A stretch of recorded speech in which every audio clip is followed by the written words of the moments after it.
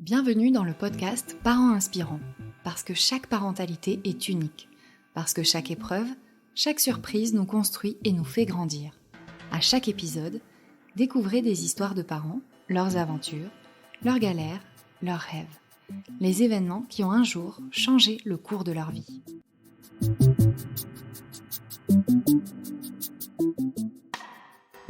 Quand on parle de l'accouchement, on pense directement à la maman et au moment incroyable qu'elle s'apprête à vivre. Pourtant, même si le coparent ne ressent pas la naissance de son enfant dans sa chair, il a une place très importante et peut être fortement marqué par cet événement unique. C'est le cas de Nicolas, pour qui l'accouchement a été une expérience traumatique. Il nous raconte son histoire. Je m'appelle Nicolas, j'ai 34 ans, je suis marié à Capucine depuis 6 ans. Nous sommes ensemble depuis 11 ans cette année. On a 2 merveilleux enfants, Colline 5 ans et Camille bientôt 2 ans. Et de métier, je suis pompier. Alors on s'est mariés en 2016 et c'était une suite logique dans la progression de notre vie en couple. On a voulu être assez traditionnel, donc on a plutôt fait mariage, maison, et ensuite on a désiré d'avoir un enfant tous les deux, et est arrivée Colline en 2016, le 31 mai 2016.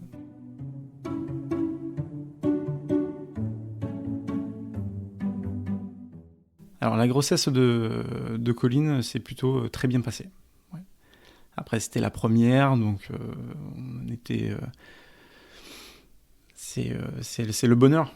C'est le bonheur en tant que papa et de voir la future maman s'épanouir dans cette grossesse d'un enfant tant mérité, tant voulu. Alors, j'ai essayé d'être le plus présent aux différents rendez-vous, aux différentes échographies. Ma place en tant que papa et en tant que futur papa à l'époque était plutôt compliquée, dans le sens où la grossesse c'est voué à la maman et que nous on est plutôt spectateurs et on essaye au mieux de l'aider, mais on prend pas conscience, pour ma part, de notre futur rôle de père. En 2016, du coup, on vivait en appartement, donc ça a été plutôt l'aide, on va dire, des tâches quotidiennes, éviter de porter les courses, d'essayer de l'insister un peu plus, bien qu'elle était très courageuse, parce qu'elle est de profession libérale et elle a travaillé quasiment jusqu'au terme.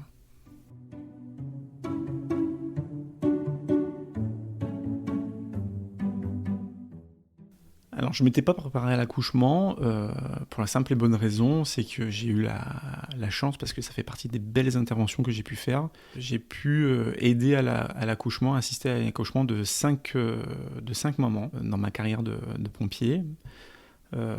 Et ça s'était super bien passé jusqu'à maintenant, donc je me dis, ça va être le 6e et ça va très bien se passer. Le terme était prévu pour le 28 mai, si ma mémoire est bonne, le jour de notre mariage. Après avoir vu la sage-femme et avoir fait un monitoring, il a été conclu qu'on pouvait rentrer à la maison et que la petite n'était pas pressée de sortir et qu'on allait attendre. Et de ce fait, on est revenu donc le 29, le 30... Et ils ont décidé de la déclencher pour le 31. Pour ma part, c'était pas si facile que ça, parce que je me voyais déjà dans la salle d'accouchement. On avait répété certains gestes que sa sage-femme lui avait demandé pour aider à insister. Donc il fallait que je me mette Elle m'avait demandé de mettre un grand linge autour de mes hanches pour qu'elle puisse tirer...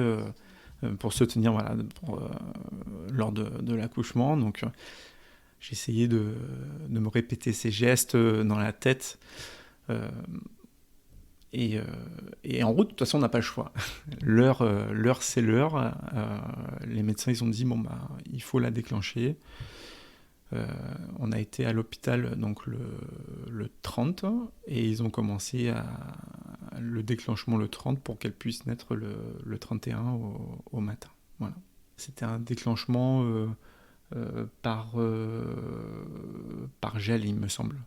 C'est pas des choses en tant que papa qu'on garde en souvenir, mais en tout cas, de tête, excuse-moi Capucine si jamais tu écoutes, mais c'est déclenchement par gel pour Colline. Ouais. À partir de ce moment-là, de nouveau, attente, encore. Il arrive un moment où il faut dormir. Donc on se met au lit, donc elle dans son lit d'hôpital, moi j'étais à côté dans un lit d'appoint, et puis j'ai de la chance de pouvoir m'endormir assez rapidement. Je sombre vite pour me préparer à une dure journée du 31, hein. Et à 2h du matin, elle me réveille, elle me dit « Nico, je crois que j'ai perdu les os ». Je me lève. Effectivement, c'était le cas. Donc on alerte la sage-femme, les aides-soignantes. Et puis, pour elles, ça leur semble tellement naturel. Mais je me revois à la fois sur mes interventions où pour nous, il n'y a pas cet attachement sentimental avec les victimes. Et là, c'est ma femme. Donc c'est un peu plus compliqué dans le sens où on se dit maintenant tu peux plus reculer, faut y aller. Et on se dirige à la salle d'accouchement. Là, de nouveau on attend encore. Ils ont fait une péridurale. Je me rappelle encore, elle me disait, elle était suspendue à mon cou, et elle me dit mais ça va quand même, les contractions, c'est pas, ça fait pas si mal que ça. Je dis écoute, tant mieux. Je dis mais attends, et ça n'a pas loupé, parce qu'après un peu plus tard, les véritables contractions sont arrivées, et là c'était pas du tout la même chose, et le travail a débuté.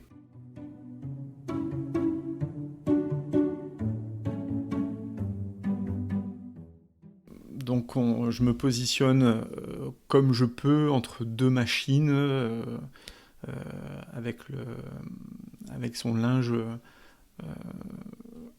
autour de ma taille, je lui donne, j'essaie de la rassurer comme je peux. Et là, et en plus, il y avait beaucoup de monde dans la pièce, parce qu'il y avait la sage-femme, l'élève sage-femme, il y avait la péricultrice avec son élève aussi, et ça faisait beaucoup de monde. C'était assez impressionnant, et la sage-femme, elle a dit allez, maintenant, il faut pousser, il faut y aller, et du coup, on devient véritablement spectateur, on n'existe plus. On sort du cadre, et on observe la scène, on est vraiment impuissant. Voilà. En tant que papa, on est vraiment impuissant, parce qu'on ne peut pas l'aider. On n'a ni les connaissances, ni des pouvoirs magiques. On peut absolument rien faire, et juste de l'accompagner dans cette douleur qui est, malgré la péridurale, une douleur qui est quand même très intense. Et au fur et à mesure de l'accouchement, elles ont appelé donc son médecin, hein, l'obstétricien, qui est venu, et qui commençait à faire les 100 pas au fond de la pièce. Après, il y a le pédiatre. J'ai compris que là, ça ne va pas. Capucine poussait comme elle pouvait, elle suivait ce que la sage-femme lui demandait. Et elle commence à faire malaise sur malaise. En une fraction de seconde, le médecin, il pousse les sages-femmes et il reprend le relais. Et là, à son tour, c'est le pédiatre qui rentre, et qui se met au fond de la pièce, et il attend.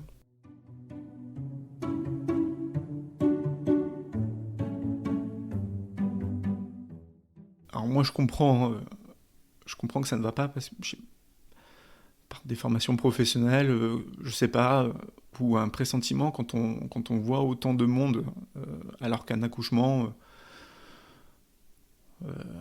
qui se passe bien, pour l'avoir dit tout à l'heure, voilà, j'en ai fait 5, ça s'est toujours bien passé, il n'y avait que le médecin, l'infirmière et Et nous, à partir du moment que le médecin est là, nous, après, on l'insiste, hein, on l'insiste, et ça s'arrête là. Que là, ça devient très compliqué. Très compliqué parce que mon métier, c'est quand même sauver les gens. Voilà. Et qu'arriver à ce moment-là précis, où on se dit on ne sert à rien, mais à rien, et qu'on regarde la scène, c'est même difficile c'est vraiment très difficile. Et jusqu'au moment où le médecin se saisit des spatules, et cette scène, elle est invraisemblable. Spatule, donc les spatules, c'était fait pour prendre la tête du bébé, hein. Et je l'ai vu un pied sur le brancard de l'hôpital, sur le lit d'hôpital, et de tirer.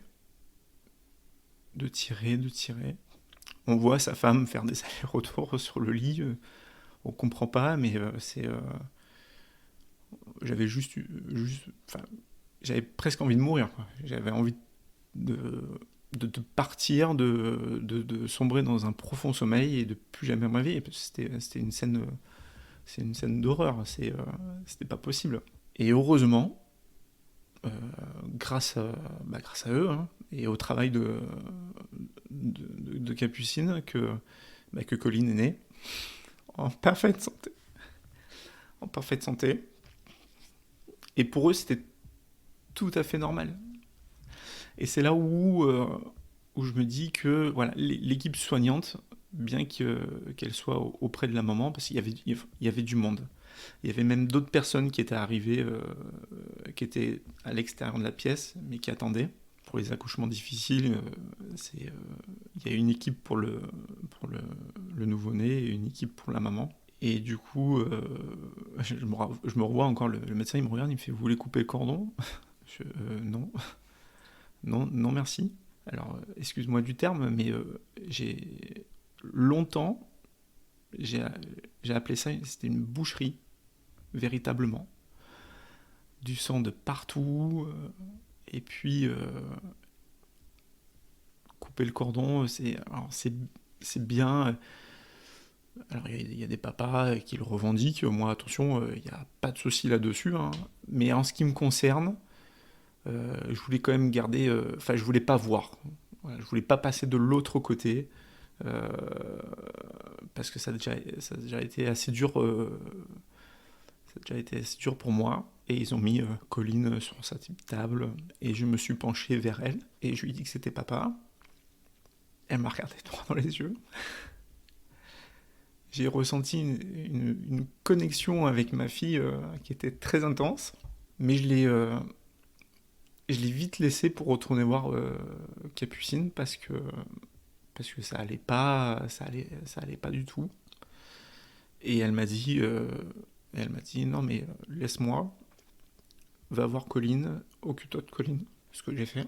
Et c'est là où on s'aperçoit de la force qu'il y a une mère. Voilà, donc j'ai aidé l'équipe soignante à habiller Colline, faire ce qu'il fallait. Et puis après, quand Capucine allait un peu mieux, on a fait le pot à pot, en fait, hein, tout simplement. Et c'était terminé.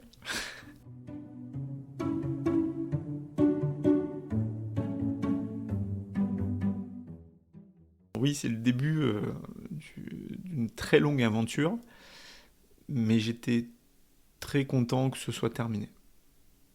Vraiment terminé. L'accouchement, ouais. Là, ça fait 5 ans. Je peux en parler depuis pas très très très très longtemps. C'est quelque chose que je n'ai... Et en tant que papa,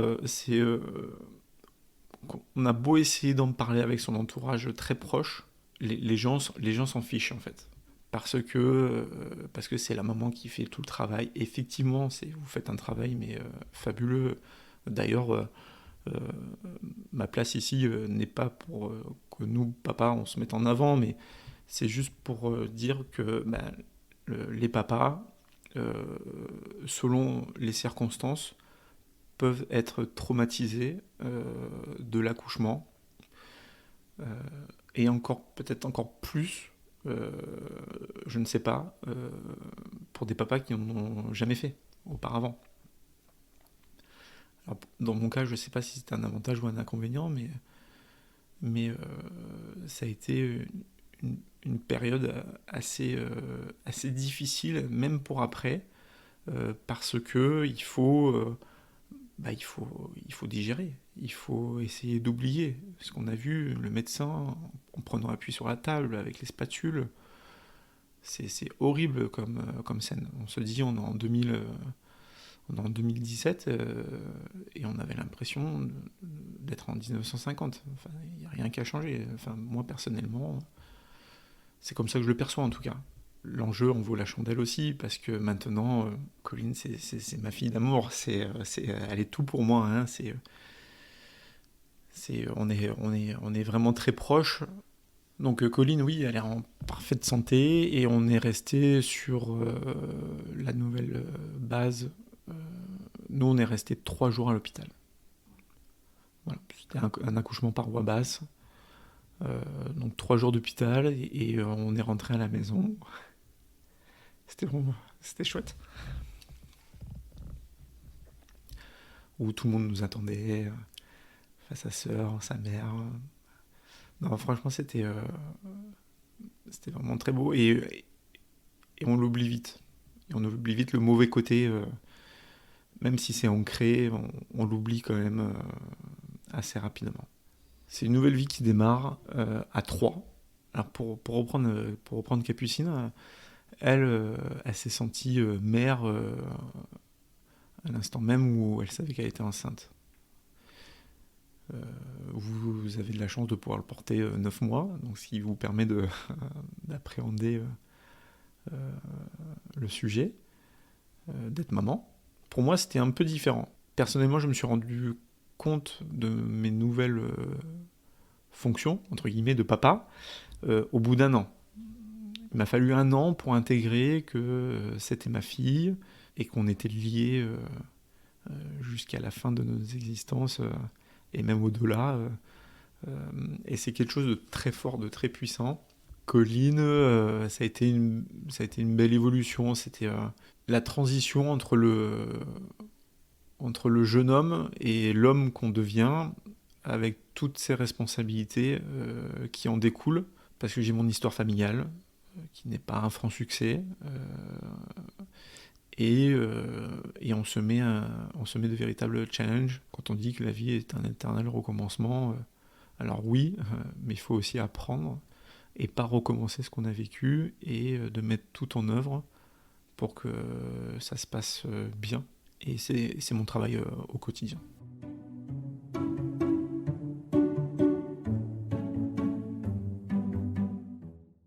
Maintenant, on a un deuxième enfant, Camille, qui est né le 5 novembre 2020. Il va bientôt avoir 2 ans. Cette décision, elle ne s'est pas prise comme ça du jour au lendemain, parce que j'ai dit à Capucine que je voulais pas revivre l'accouchement de Colline. Et ça a été très très très dur de passer outre cette angoisse. C'est quelque chose qui nous prend aux tripes, hein. C'est une peur atroce. Et puis, alors je sais pas comment, parce que j'ai jamais posé la question en vrai, hein, donc c'est un peu ce qu'on peut voir ou peut observer, mais c'est peut-être ridicule ce que je veux dire, mais je voulais pas arriver à un stade où on me demandait de choisir entre la maman et le bébé, quoi. Voilà, c'était un peu comment dire, c'était un peu exagéré, mais en tout cas, c'est toutes ces petites questions qu'on ne peut parler à personne. C'est dévoiler une intimité assez profonde. C'est vraiment pas facile. C'est vraiment pas facile, parce que il faut savoir, enfin, faut avoir la bonne personne en face de soi, tout simplement, hein. Et c'est en voyant Colline jouer toute seule, on joue avec elle, hein, mais de se trouver des jeux toute seule. Et puis, moi, à la base, tous les deux, hein, à la base, on voulait plusieurs enfants. L'épisode de Colline m'a quand même assez refroidi. Capucine est un petit peu plus âgée que moi. Et il y a aussi le facteur temps qui a à jouer. On s'est dit, pourquoi pas, et on y va. On fait le deuxième enfant.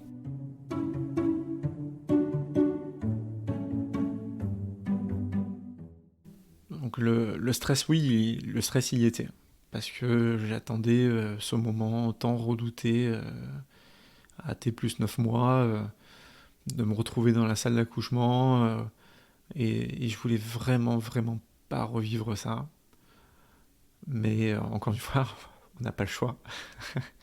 On ne peut pas se dédouaner de toutes ces responsabilités-là. Contrairement à Colline où la grossesse s'était très bien passée, Camille, pour le coup, ça a été plus compliqué, encore une fois, point de vue psychologique, parce que Capucine, elle a fait un diabète gestationnel, et du fait de son âge et de ses origines, il fallait qu'elle fasse des tests plus poussés pour savoir si l'enfant naîtrait en parfaite santé. Et le premier test qui était revenu n'était pas concluant, donc on était obligé d'en faire un deuxième plus poussé. Pendant toute cette période-là d'attente, en tant que papa, je me suis interdit de l'aimer. Parce qu'il s'avérait que si le test aurait présenté, je sais pas, malformation, maladie, etc.,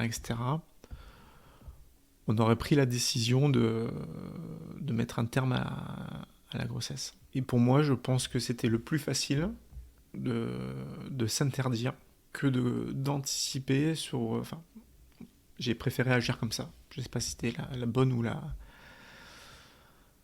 bonne solution, mais ça a été très dur. Ça crée un climat qui est pas très joyeux au sein de la maison, jusqu'au jour où on reçoit les dernières analyses et que les analyses sont bonnes et que la grossesse va pouvoir se dérouler normalement jusqu'à son terme.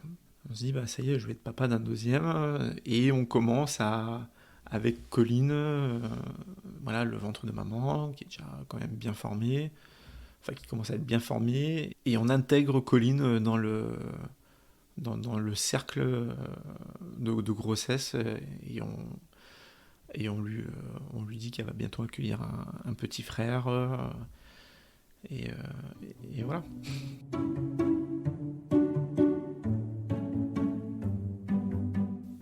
On arrive rapidement à la fin de la grossesse, le moment tant redouté. Donc, toujours pareil, Capucine a été déclenchée, alors cette fois-ci avec une perfusion, et le travail commence, et je fais rapidement les 100 pas dans le couloir. Je dois boire 10 cafés par heure. On ne peut pas reculer. On ne peut pas, on ne doit pas, et on ne doit pas fléchir devant... parce que malgré tout, c'est quand même Capucine qui fait le plus gros du travail. Et je dois être là, pas que physiquement, je dois être là aussi avec elle pour l'accompagner. Et c'est son médecin qui a directement pris le relais, en fait. C'était assez amusant parce que c'était la même sage-femme pour Colline que pour Camille. La même sage-femme. Mais avec les complications qu'il y avait eu pour Colline, où on avait frôlé la césarienne en urgence. Donc là, il y avait lui, la sage-femme, la puéricultrice, Capucine et moi. C'était le soir, hein, je me rappelle, il était rentré chez lui, il était revenu. Il est adorable. Il est adorable, son médecin. Je ne sais pas si vous connaissez l'expression l'émotion est palpable. Ça n'a jamais été aussi vrai. Et lui-même l'a ressenti. On était ultra tendus. Il a su nous mettre en confiance. Il a su la mettre en confiance. Et pour Camille, ça s'est très bien déroulé. Très très très bien. Très rapide. Ça a été un travail soigné, Capucine n'a pas du tout autant souffert que pour Colline, et par conséquent, moi non plus. Mais j'étais quand même ravi de voir qu'il y avait beaucoup moins de monde, et que ça s'est passé plus dans l'intimité, et que ça s'est très très très bien déroulé.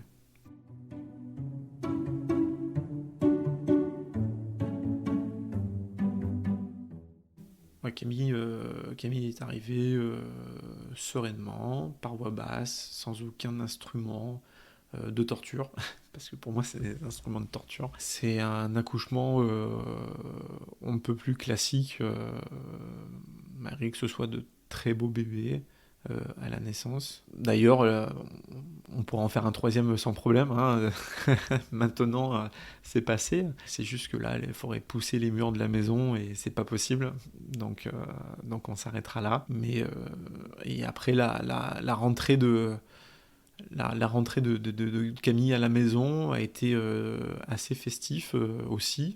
Sa sœur, parce qu'elle a une sœur jumelle, sa maman et mes neveux étaient là, ils avaient fait une banderole avec Colline, parce que c'était pendant la période du Covid. Alors nous, on a eu de la chance, on a eu beaucoup de chance. On est tombé sur une équipe soignante qui n'ont pas fait mettre le masque à la maman. Moi, je me souviens plus si je l'avais ou pas. Pas un détail qui m'a choqué. Le seul truc, c'est qu'on n'avait pas le droit aux accompagnants. Colline n'a pas pu venir voir son petit frère. Donc c'est vrai que c'était un peu compliqué pour elle. On part papa-maman et on revient avec un bébé. Et c'est là où tout le travail commence aux premiers instants, où il faut l'inclure de suite dans le cercle. Pour lui dire, voilà, t'es notre première fille, t'es la première, t'es la plus grande, voilà, c'est ton petit frère, tu vas devoir en prendre soin. Comme lui, il prendra soin de toi plus tard. Donc elle était très très très très très contente de l'accueillir à la maison. Plus elle avait fait la banderole avec ses cousins. C'était vraiment très chouette.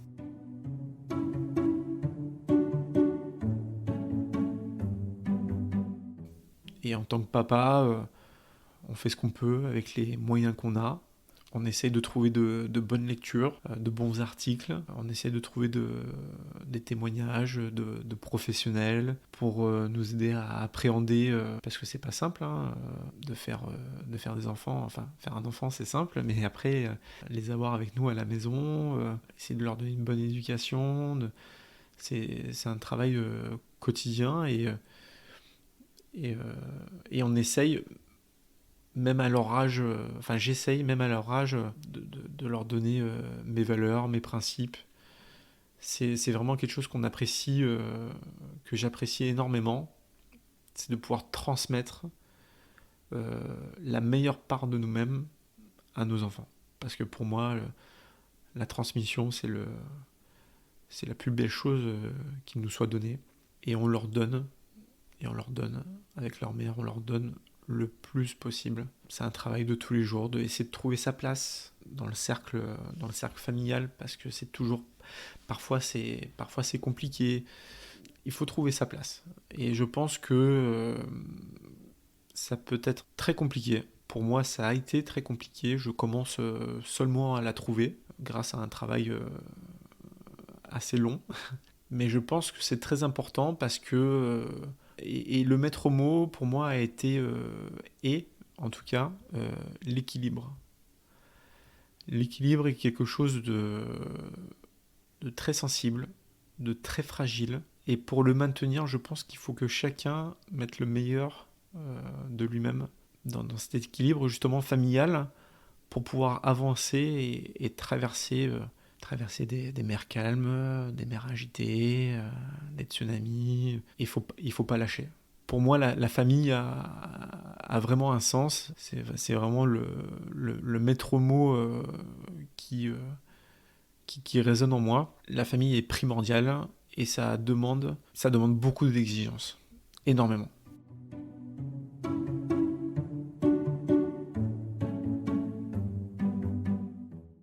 Justement, ce que je dis à mes amis qui vont être papas, la première chose que je leur dis, c'est n'écoutez aucun conseil de personne. Aucun. Je vous conseille tout simplement une marque de couche qui sont super bien pour les petits. Et la seule chose que je leur dis, parce que là, encore une fois, là, c'est un conseil de papa à futur papa, c'est vous qui fabriquiez votre famille. Et encore une fois, le si j'avais su, il faut l'oublier. Il faut l'oublier, il faut vivre, très important, en essayant de transmettre au plus possible de l'amour, de la tendresse. Le papa n'est pas qu'un symbole d'autorité, il est aussi un symbole d'amour, de réconfort et de sécurité. Et ça, faut pas l'oublier. Et je pense que c'est très important pour le développement de l'enfant. Voilà, l'épisode touche à sa fin. Si vous aussi, vous souhaitez partager votre récit, écrivez-nous à contact@parents-inspirants.com. Nous avons hâte de vous lire. À très vite!